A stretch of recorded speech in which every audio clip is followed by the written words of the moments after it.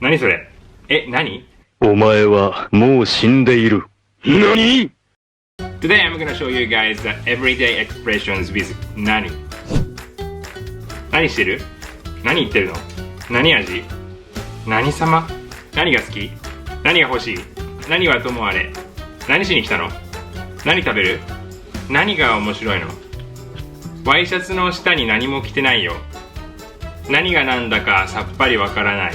何もできない。何か質問ある？名前は何？何したの？何もしてないよ。その事件とは何も関係ないよ。何かいい考えはない？あなたの宗教は何？無宗教です。仏教です。犬種は何？ポメラニアンだよ。何を食べさせてるの？せいせい。ニュートロだよ。ワイルドレシピ。Depending on the sentence, NANI sometimes becomes NAN, and the rules are like this.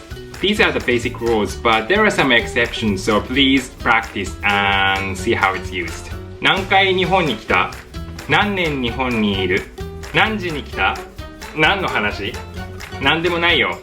何とも言えない。何のつもり？何時の電車？何歳？何とも思わない。何の用？何曜日空いてる？何のこと？何の心配もしてないよ。鼻になんかついてるよ。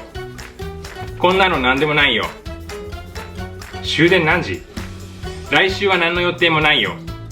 人生の意義とは何だろうか。その提案を断るのに何のためらいもなかった。So that's it for today's video. I hope it helps a bit. And as always, if you like this video, don't forget to hit the like and subscribe. And also, check the other videos on this channel.